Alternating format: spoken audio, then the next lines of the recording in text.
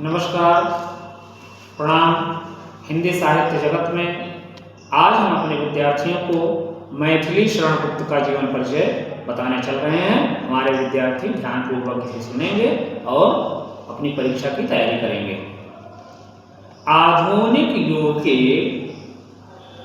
द्विवेदी युगीन राष्ट्र कवि की श्रेणी में गिने जाने वाले मैथिली शरण गुप्त का जन्म 3 अगस्त सन 1886 ईस्वी को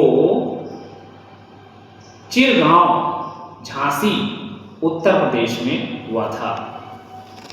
इनके पिता सेठ रामचरण गुप्त थे, जो कि बड़े ही धार्मिक और सरल स्वभाव के व्यक्ति थे।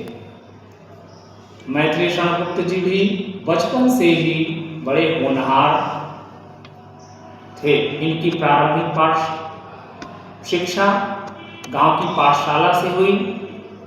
इन्होंने उच्च शिक्षा भी झांसी से ही प्राप्त की।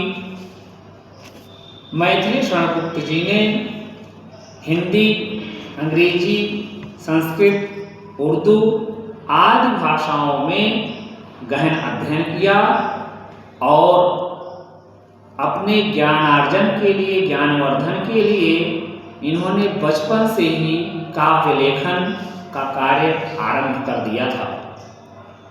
इन्होंने अपने पिताजी से एक बड़ा कवि बनने का आशीर्वाद भी प्राप्त किया।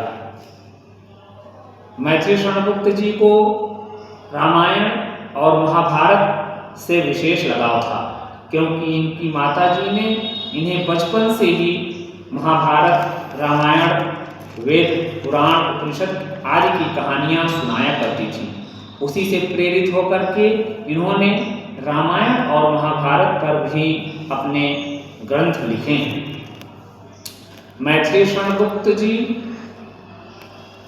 की मृत्यु सन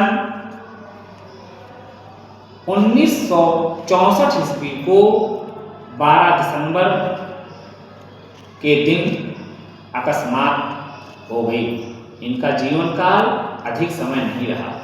रचनाएं, गुप्त जी की प्रमुख रचनाएं इस प्रकार हैं: रंग में भंग, भारत भारती, गुरुकुल, पंचवटी, साकेत, यशोधरा, जयद्रथ वध, द्वापर इनकी प्रमुख रचनाएं हैं।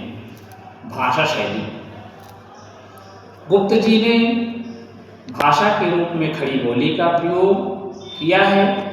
इन्होंने संस्कृत भाषा के साथ साथ मुहावरे और लोकोक्तियों का भी प्रयोग करते हुए तत्सम तथा तद्भव शब्दों का भी प्रयोग यत्र तत्र किया है।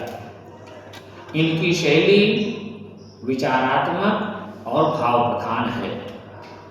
इन्होंने अनुप्रास एवं श्लेष के साथ साथ रूपक, अतिशयोक्ति, अलंकारों का प्रयोग किया। रस के रूप में इन्होंने श्रृंगार रस का प्रयोग किया और माधुर्य, प्रसाद, ओज गुण का भी प्रयोग इन्होंने किया है। इन्होंने पांचाली रीति और वैदर्भी रीति का प्रयोग किया। छंद के रूप में इन्होंने अधिकाधिक गेय पद का प्रयोग किया है। धन्यवाद।